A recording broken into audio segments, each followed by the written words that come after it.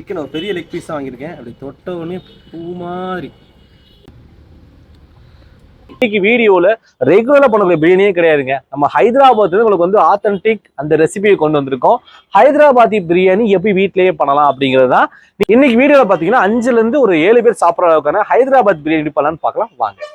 நம்ம ஹைதராபாத் பிரியாணி பொறுத்த வரைக்குமே மேரினேஷன் ரொம்ப முக்கியம். அதுக்கு ஃப்ரைடு ஆனியனும் ஸ்பைசஸும் தேவை. ஃப்ரைட் ஆனியன் பார்த்தீங்கன்னா ஒரு 200 கிராம் அளவுக்கு எடுத்து அதை ஆயிலில் போட்டு நல்லா ஃப்ரை பண்ணிக்கணும். கோல்டன் கலர் வர வரைக்கும் ரோஸ்ட் பண்ணதுக்கப்புறம் ஸ்பைசஸ் ரெடி பண்ணணும். ஸ்பைசஸ்க்கு பட்டை 3 கிராம், ஏலக்காய் 1.5 கிராம், கிராம்பு 1.5 கிராம்,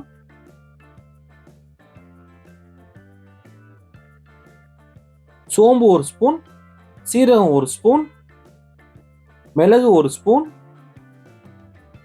மல்லி 1 ஸ்பூன், பிரியாணி இலை 2, ஒரு அன்னாச்சிப்பூ, ஒரு ஜாதிக்காய் உடைச்சு ஹாஃப் அதில் போடணும், கல்பாசி கொஞ்சமாக, அதே மாதிரி ஜாதி பத்திரி 2.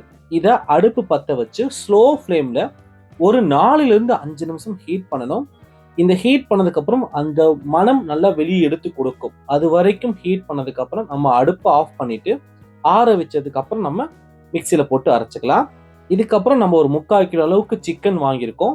அதில் 2 லெக் பீஸு சாப்பிட்றதுக்கு சூப்பராக இருக்கும். இது பார்க்குறதுக்கும் நல்லா இருக்கும். அதுக்காக நான் வாங்கியிருக்கேன். பொதுவாகவே ஹைதராபாத் பிரியாணி பொறுத்த வரைக்கும் பீசஸ் கொஞ்சம் பெருசாகவே இருக்கும். நீங்கள் வாங்கும்போது ஒரு 40லிருந்து 50 கிராம் வாங்கிக்கோங்க. ஃபஸ்ட்டு ஃப்ரைட் ஆனியன் அதை பாதியாக பிரித்து கொஞ்சம் மேலே மேரினேஷனுக்கு போட்டுட்டு 1.5 ஸ்பூன் அளவுக்கான நம்ம அரைச்சி வச்சிருந்த மசாலாவை போட்டுக்கலாம்.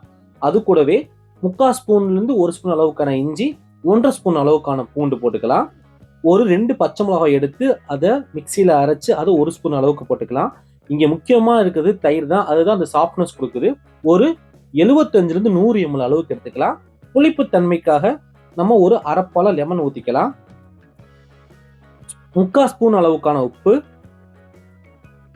ஒரு கைப்பிடி அளவுக்கான புதினா, காம்பு இல்லாமல் இருக்கணும். காம்போட போட்டிங்கன்னா கசப்பு இருக்கும். இதுக்கு கான்ட்ராஸ்டா மல்லி பார்த்தீங்கன்னா ஒரு கைப்பிடி அளவுக்கு, அது காம்போட இருந்தால் ஃப்ளேவர் நல்லா இருக்கும். அதுக்காக நம்ம அதை எடுத்துருக்கோம். 3/4 ஸ்பூன் அளவுக்கான சில்லி பவுடர், மிளகாய் தூள் தான். ஒரு 1/4 ஸ்பூன் அளவுக்கான மஞ்சத்தூள், ஒரு 1 ஸ்பூன்லேருந்து 1.5 ஸ்பூன் அளவுக்கான நெய் ஊற்றிட்டு ஆயில் பார்த்தீங்கன்னா இதில் 2.5 ஸ்பூன் அல்லது 3 ஸ்பூன் அளவுக்கான ஆயில் ஊற்றிக்கலாம். இதை நல்லா மேரினேஷன் பண்ணிடணும். ஹைதராபாத்தி பிரியாணிக்கு ரொம்ப முக்கியமானதே அது மேரினேஷன் தான்.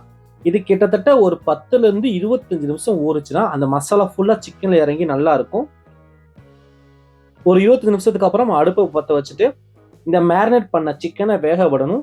இங்கே ஹை ஃப்ளேம் வைக்கவே கூடாது. ஸ்லோ ஃப்ளேமில் தண்ணி ஊற்றவே கூடாது. அதுதான் முக்கியம். ஏன்னா சிக்கன்லேருந்து ஆல்ரெடி தண்ணி வெளியே வரும். அதனால் ஸ்லோ ஃப்ளேம்லேயே வேக வைங்க. இதுக்கு பேரலல் டைமில் நம்ம அரிசியை வேக வச்சு எடுத்துக்கணும். அதுக்கு பார்த்தீங்கன்னா நான் இங்கே ஒரு 1/2 கிலோ அளவுக்கு அரிசி எடுத்திருக்கேன். அதுக்கு 2.5 லிட்டர் அளவுக்கு தண்ணி, ஒரு 50 ml அளவுக்கான ஆயில், 2 பட்டை, 2 ஏலக்காய், 2 கிராம்பு, கூடவே ஒரு அரை கைப்பிடி அளவுக்கான புதினா மல்லி 2 சேர்த்து, உப்பு பார்த்தீங்கன்னா ஒரு 3/4 ஸ்பூன் அளவுக்கான உப்பு. இது நல்லா கொதிக்கட்டும். இங்கே நம்ம ஸ்லோ ஃப்ளேம் வச்சுருக்க சிக்கனை மெதுவாக கிண்டணும். ஏன்னா நம்ம இங்கே கொஞ்சம் பெரிய பீஸாக வாங்கியிருக்கோம். கீழேயும் மேலேயும் ஈவனாக வேகணும். அதுக்காக நம்ம ஸ்லோ ஃப்ளேமில் கிண்டிகிட்டே இருக்கணும். இந்த டைமில் இங்கே அரிசி ஊறிடுச்சு. இங்கே அரிசி போட்டுட்டு அடுப்பை ஸ்லோ ஃப்ளேமில் தான் வைக்கணும். பாஸ்மதி அரிசி பொறுத்த வரைக்கும் ரொம்ப அதிகமாக கிண்டுனா அரிசி உடஞ்சி போயிடும். ஸோ அதனால் ஸ்லோ ஃப்ளேமில் வச்சுட்டு ஒரு நிமிஷத்துக்கு வந்து லைட்டாக கிண்டி விடுங்க. இங்கே 75% வெந்தால் போதும். 75% வந்திருக்கு. எப்படி பார்க்கலான்னு பார்த்தீங்கன்னா அரிசி எடுத்து நீங்கள் அமுக்குனீங்கன்னா உடனே அரிசி உடையும். அந்த பக்கம் வந்துமே அடுப்பை ஆஃப் பண்ணிவிட்டு சிக்கன் ஒரு 15 மினிட்ஸ் இருந்தால் போதும். 3/4 வேக்காடு வெந்துடும். அதை அப்படி கீழே ஒரு தோசை சட்டியை வச்சு அதை ஸ்லோ ஃப்ளேமில் வச்சுட்டு அது மேலே இந்த சிக்கன், அது மேலே ரைஸ் லேயர் பை லேயராக இருக்கணும். ஃபஸ்ட்டு ஒரு கோட்டிங் கொடுத்துட்டு அது மேலே ஆனியன் போடணும். அடுத்து ஒரு கோட்டிங், அடுத்து மேலே ஆனியன், அடுத்து ஒரு கோட்டிங்.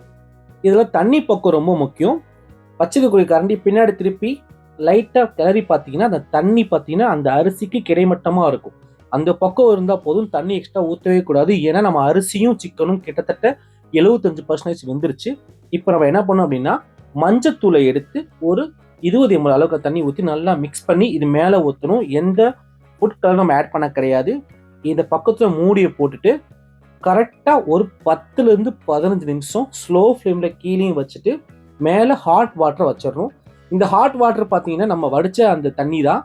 ஒரு 15 நிமிஷம் கழிச்சு எடுத்தீங்கன்னா சூப்பரான ஹைதராபாதி ஸ்டைல் சிக்கன் பிரியாணி ரெடியாக இருக்கும். ஜஸ்ட் கீழேருந்து மேலே கிண்டணும். எப்போவுமே இந்த பிரியாணி பொறுத்த வரைக்கும் ரொம்ப வேகமாக கிண்டணும் அப்படின்னா அரிசி உடஞ்சி போயிடும். ஸ்லோவாக தான் கிண்டணும். ஸ்லோவாக ரைஸ் மசாலாவோட சேர்த்து எடுத்து சிக்கனோட சாப்பிட்டு பார்த்தா சூப்பராக இருக்கும்.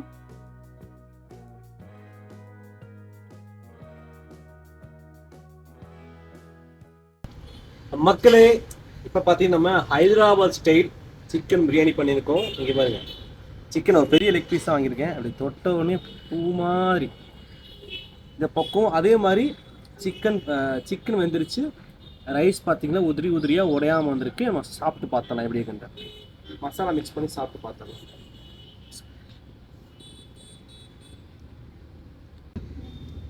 சூப்பராக இருக்கு.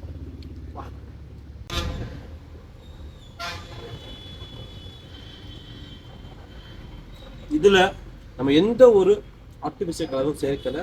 மேலே போட்டிருக்கிறது பார்த்தீங்கன்னா மஞ்சத்தூள் பாலில் கலக்கி போட்டிருக்கோம். சாப்பாடு சூடை எடுக்க அவ்வளோ சூப்பராக இருக்குது. சிக்கனில் ஜூஸியாக வந்திருக்கு. இந்த மசாலா எனக்கு புது ஒரு வித்தியாசமான அனுபவத்தை கொடுக்குறது. நார்மலாக நம்ம பார்த்தீங்கன்னா மிக்சடு பிரியாணி தான் சாப்பிட்ருக்கோம் நம்ம ஸ்டைல் பார்த்தீங்கன்னா. பட் இது லேயர் பிரியாணி. பட் இந்த சாப்பாடு டேஸ்ட் எனக்கு ரொம்ப பிடிச்சிருக்கு. பொதுவாக ரெகுலராக நீங்கள் சென்னை ஸ்டைல் திண்டுக்கல் ஸ்டைல் சாப்பிட்றவங்களுக்கு இந்த பிரியாணி கண்டிப்பாக பிடிக்கும்.